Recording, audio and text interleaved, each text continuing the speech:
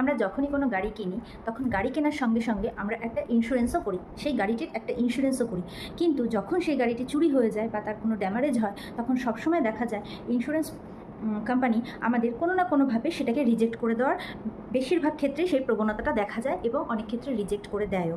তো এক্ষেত্রে honourable supreme কোর্টের একটা ল্যান্ডমার্ক জাজমেন্ট আছে। তো সেই ল্যান্ডমার্ক জাজমেন্টে কিন্তু সুপ্রিম কোর্ট পরিষ্কারভাবে বলে দিয়েছে, যেখানে ঘটনাটা ঘটেছিল এটা, যে একজন ড্রাইভার সে একটা জায়গায় গাড়িটা দাঁড় করিয়ে তার কিছু মাল ডেলিভারি দিতে যায় এবং ডেলিভারি দিয়ে আসার পরে দেখে তার গাড়িটা চুরি হয়ে যায় এবং সে যখন ইন্স্যুরেন্স কোম্পানির কাছে যায় তখন ইন্স্যুরেন্স কোম্পানি তাকে বলে যে আপনার এই ক্লেমটা দেওয়া যাবে না, তার কারণ হচ্ছে আপনি গাড়িটা চুরি হওয়ার 6 থেকে 7 দিন পরে এসেছেন গাড়িটার ক্লেম নিতে এবং আপনি গাড়ি স্টার্ট অবস্থায় চলে গিয়েছিলেন মাল ডেলিভারি দিতে। তো আপনার গাড়ি যদি চুরি হয়ে যায় তো এক্ষেত্রে ইন্স্যুরেন্স পলিসির আন্ডারে আপনি পড়ছেন না এবং আপনাকে ক্লেম দেওয়া হবে না।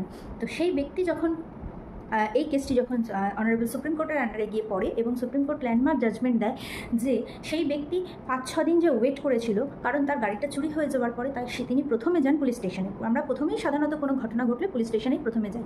পুলিশ স্টেশনে একটা ডায়েরি বা এফআইআর করা হয়, সেক্ষেত্রে পুলিশ প্রথমে চেষ্টা করে সেই গাড়িটি উদ্ধার করা যায় কি না। যখন উদ্ধার করা যায় না তখন আমরা ইন্স্যুরেন্সের কোম্পানির কাছে যাই যে সেই আমাদের যে ইন্স্যুরেন্সটা ছিল সেটা আমাদের ব্যাক করার জন্য।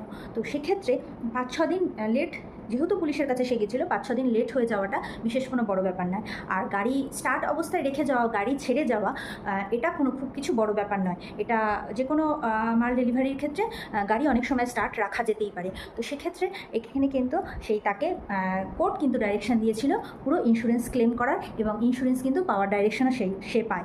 তো এরকম যদি ইনফরমেটিভ কিছু ভিডিও আমার কাছ থেকে পেতে চান এবং এরকম ইনফরমেশন যদি আমার কাছ থেকে পেতে চান, প্লিজ চ্যানেলটাকে সাবস্ক্রাইব করে আমার পাশে থাকবেন।